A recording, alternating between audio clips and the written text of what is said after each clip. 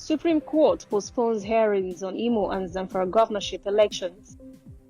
APC-PDP squabble over Nigeria's coronavirus index case. On the international scene, Italy's sports industry hit hard by coronavirus outbreak. And in sports, Nigeria's former international Emmanuel Amunike removed as coach of Egyptian side Al Makassa.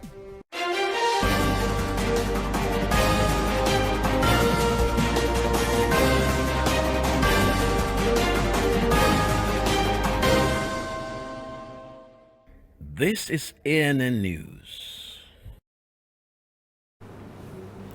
I am Lucy Adeyemi.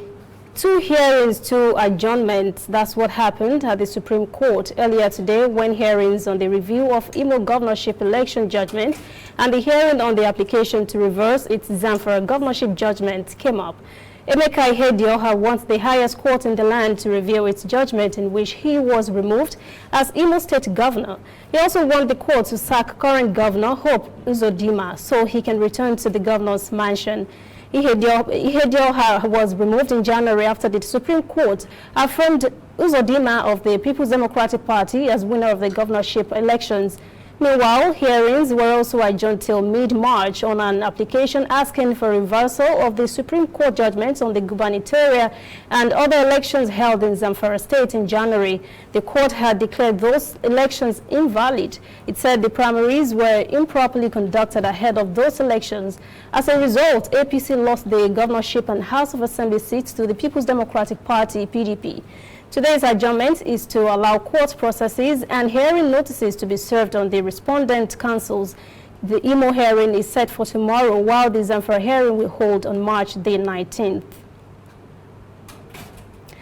In another court story, Cross River State is experiencing a courtless day as all courts, high, magistrates and others are shut down in the state. Reason, non-confirmation of Chief Judge Justice Akon Ikpeme. Every lawyer in the state took part in a peaceful demonstration march from the High Court to the House of Assembly over the issue. Anyone who had a case in the courts for today were out of luck, as judiciary workers also embarked on a similar protest and locked all offices in various courts in the state. House of Assembly Judiciary Committee had postponed the confirmation of the Chief Judge from Friday till today. The Chief Judge's tenure expires today. As the country continues to express concern over the confirmation of a coronavirus case in Nigeria, the 2 main parties, the ruling All Progressives Congress and opposition People's Democratic Party, have been exchanging words over that index case recorded in Lagos last week. APC contends the PDP is trying to politicize the issue rather than commending the president for his swift action that has helped in containing the disease. PDP says it is worried about what it calls President Muhammadu Buhari's delay in court, standing up to the responsibilities of his office to address heightening national anxieties. Meanwhile, APC's National Publicity Secretary, Malam Lanre Issa Onilu, released a statement on Sunday commending what he said was the proactive work and coordination among the Federal Ministry of Health, the National Center for Disease Control, NCDC, Lagos and Ogun State government, and other health institutions, personnel and states. The party chides PDP, saying it's seeking political gains from such an important health issue. PDP spokesman Kola Ologbodiyan released a counter statement that called on President Buhari to, quote, live up to the responsibility of his office and address Nigerians now following the anxiety the index case had generated in the people, end quote. Ogun State government has launched a mobile application that will enhance information sharing and dissemination among health workers in the state. The government says this is one of the measures it is putting in place to contain coronavirus in the state. Health Commissioner Tommy Coker announced this at the Emergency Operation Committee meeting on Sunday. He said the Android application is codenamed ComCare. He said it will help with information about case definition. Coker said the application had been rolled out at Ewekoro local government and would enhance the activities of health workers. He said 2 other priority areas, Ado-Odota and Ifo local government areas, would receive the application because of the volume of industrial activities in their areas.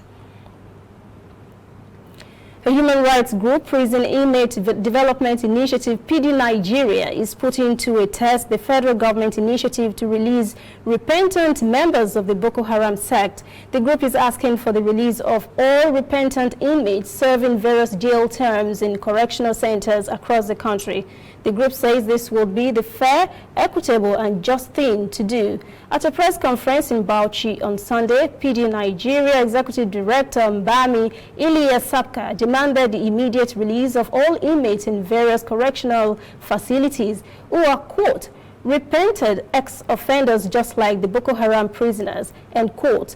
The Prison Inmate Development Initiative, PD Nigeria, has been an advocate for the rights of key population in Nigeria, including those in conflict with the criminal justice system. The group says the government should create an agency that will rehabilitate LGBTQI, kidnappers, armed robbers, murderers, and other petty ex-prisoners and offenders in the interest of justice. Suspected armed bandits have ravaged some villages in Kaduna State. 30 persons were killed and many others injured. An indigene of one of the villages in Giwa local government area of Kaduna said on Monday unspecified numbers of bandits attacked the village and killed at least 30 persons. He said many of the bandits were killed when the Nigerian Army and Air Force launched an offensive attack against them. The bandits were said to have launched a revenge attack against the villagers, whom they accused of being informants to security agencies, which resulted in the killing of many of their members in previous weeks. Coming up, African stories. Egypt and Algeria report 3 new cases of novel coronavirus. And later, international news. Italy's sports industry hit hard by coronavirus outbreak.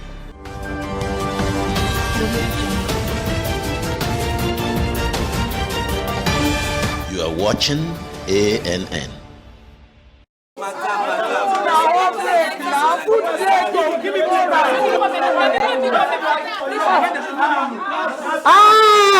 Correct, Costi. Give me 100 naira rice and add 888 join up. Yeah.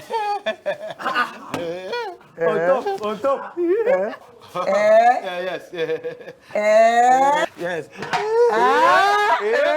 Which time I go be this now? Not be the same 100 when everybody pays this morning. They no use code. Which code? Oh boy, no don't get it for market to get better wolf. 888 now even the code yo. Have you?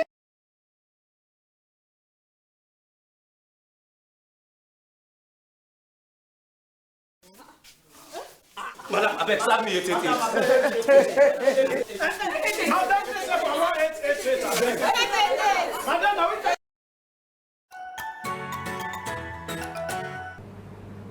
Welcome back. This is ANN News. In African stories, Egyptian Health Ministry has announced another case of coronavirus. The country had earlier reported a COVID-19 case that later tested negative and has now recovered. The Health Ministry said on Sunday one foreigner whose nationality was not revealed had tested positive for coronavirus. The patient was being treated in an isolation facility. Health authorities say they are enforcing strict preventive measures for people who came into contact with this new patient.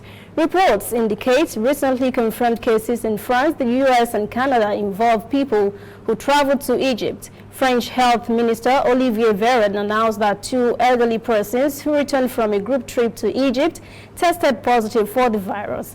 Qatar has banned travelers from Egypt to prevent the spread.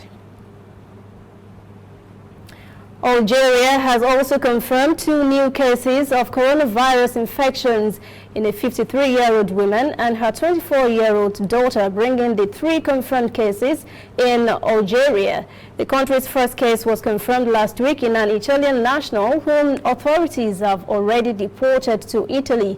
Algeria Health Ministry said on Sunday both patients have been placed in isolation in Blida province, south of the capital Algiers. The ministry said the pair had hosted a man and his daughter from France who tested positive for coronavirus after their return.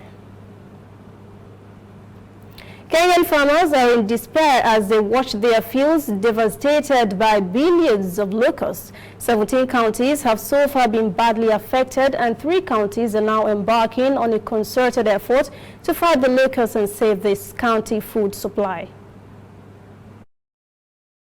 The desert locusts have invaded Kenyan farms for the past 2 months.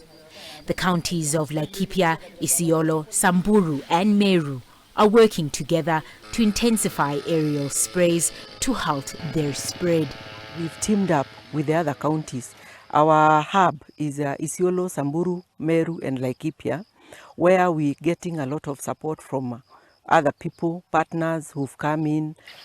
Isiolo County has thousands of hoppers, many of them just recently hatched. Local authorities want to kill these insects at their early stage. Adult swarms can consume as much food as 35,000 people eat in a single day. The team you have seen here, they will continue spraying for the next 5 days so that we suppress these hoppers on this site. But professionals equipped with the knowledge of spray alone have proved to be ineffective.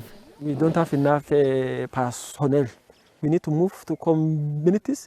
We need to train youth. They know the area. They can easily suppress them. To safeguard agricultural farms and pasture lands, the aerial and ground teams monitor and spray the swarms from early morning until late in the evening. Rwanda Parliament has passed a revised national budget. The government plans to spend the increase in this new budget to pay for things like the establishment of new ministries and institutions and new embassy openings in Ghana, Morocco and Qatar. Here is a report from Rwanda Broadcasting Agency. All 52 parliamentarians present on Wednesday voted in favor of the amended budget that sees an increase of 140.1 billion Rwandan francs, and there are reasons for this. There is the new Ministry of Internal Security that was established, as well as other institutions such as the new Water Management Authority that was recently put in place. It too was given a budget to allow it to operate during the remainder of the fiscal year. Some institutions were moved from Kigali City to the provinces, and they needed money to properly prepare the locations they moved to and to make it possible. Funding from international donors will also reduce by 6.8 billion Rwandan francs, falling to 403 billion. The minister also commented on the significance of Rwanda opening new embassies in Morocco, Ghana and Qatar, considering that they are among the reasons the national budget was amended. Among the important responsibilities of embassies is finding economic opportunities for the country, be it markets for locally produced products or imports from those other countries, attracting foreign investors or even acquiring more knowledge from those other countries. Embassies therefore do a lot when it comes to economic development, and honestly, opening an embassy is like an investment because there is a lot the country gains. With the revised budget, revenue from taxes will now hit 1.569 trillion Rwandan francs, an increase of 33.3 billion, while other forms of revenue will also increase by as much as 42.4 billion Rwandan francs, reaching 232.9 billion.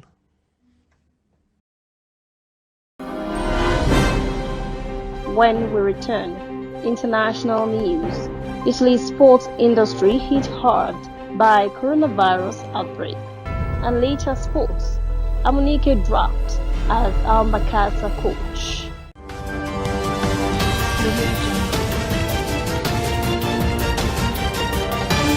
You are watching ANN. Welcome back. This is ANN News. On the international front, after a month of relentless efforts, the COVID-19 situation in China has stabilized. The number of newly reported infections has taken a nosedive since the second half of last month. But other parts of the world are reporting growing numbers. The city of Beijing, on the other hand, is still working hard by using big data to prevent and control the virus. People coming back to the city, workers headed back to the office, and now pinpointed locations of suspected or confirmed COVID-19 cases. This is the platform where all the latest epidemic information can be monitored in Beijing's Haidian district. It took us around a week to develop it. We aim to collect all the data from different platforms, such as community and some tech firms. For example, when someone is coming back to Beijing and needs to register personal details while going into their neighborhoods, details about transportation and body temperature will be immediately uploaded to the community, and then we will know that. The biggest challenge of virus prevention work for now is to monitor the flow of suspected people. Chinese search giant Baidu has made efforts to track the virus with the help of big data.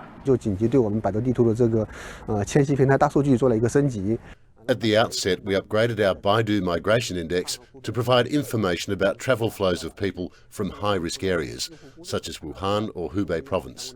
As the virus broke out, we built a special epidemic map that is updated in real time with authoritative information, including the location of confirmed cases, so people can avoid going to the same places. Using big data can help authorities make quick and effective decisions, but Xu says it can't impact people's decisions, only make information more accurate and efficient.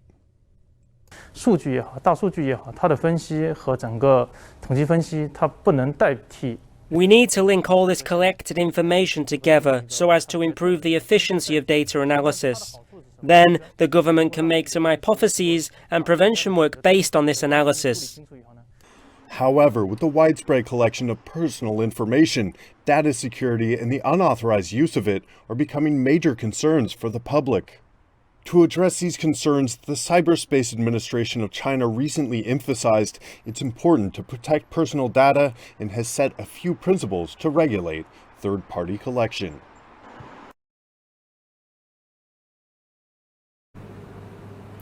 The Italian government has decreed that public gatherings should be limited so as to slow the spread of the coronavirus.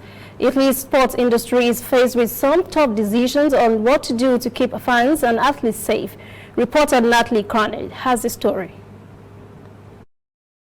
Milan's San Siro Stadium is home to football teams AC Milan and Inter Milan. Abiding by a government directive limiting public gatherings, all matches here will now be played without any fans. The last game scheduled to be played here was cancelled, so this will be the very first Inter Milan home game to be played in front of 76,000 empty seats. Italian football teams are amongst the highest revenue earners in the world, yet the impact from lost ticket sales, beverages and merchandise could be huge. Sport is among the sectors that is suffering the most from the government's measures for coronavirus. There's been great turmoil in Italy. Football Championship, the Serie A, moves a huge amount of money. 5 matches have been postponed and our Football Championship should be played next Sunday with some matches in empty stadiums. Even local pubs broadcasting the games are feeling the kick from COVID-19. We are not allowed to serve anything at the bar. People have to be seated in order to avoid people getting too close. And on top of that, people tend to stay at home and not to go out and stay in public places. Martin estimates a 40% drop in revenue on game nights and 70% on non-game nights. However, health officials are warning that the rate of human-to-human transmission is high. I inquired about this, and I know we do not take risks, and I also trust the government. They know what they're doing. I would have preferred to go to the stadium, because the audience is the most important thing in a stadium. It makes the atmosphere. It's sad to see a game in an empty stadium, but it's the decision the government made. Inter Milan may have won this match, but for the entire Italian sporting industry, COVID-19 has yet to be a beatable opponent. Central Philippines was rocked by a 5.7 earthquake early Monday. The Philippine Institute of Seismology says the quake shook the Visayas region and was felt in the cities of Tacloban and Ormoc. The agency warned of aftershocks and damage. The Philippines are prone to frequent seismic activities because of its location along the Pacific Ring of Fire. Welcome back. This is ANN News. In sports, Nigeria's former international Emmanuel Amuneke has been removed as the coach of Egyptian side El Makassa. He had only directed 3 matches for the club before his removal as coach. Amuneke was appointed in February after Ahmed Mido was sacked by the club. But after failing to win his last 3 matches, the club decided to downgrade him to director of the club's academies. He's been replaced by Ihab Galal.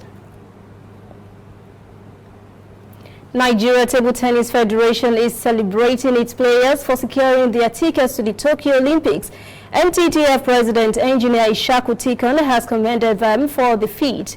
Tikon said in Tunisia over the weekend after the qualifiers that it was not an easy task.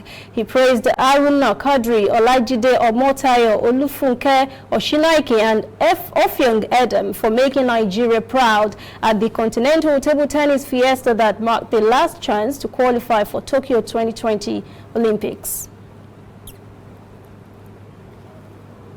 That is ANN News this evening. Thank you for joining us. For details on these and other breaking stories, visit our website, annafrica.news. Conversation continues on our social media platforms, Twitter, Instagram, and Facebook at ANN Africa TV.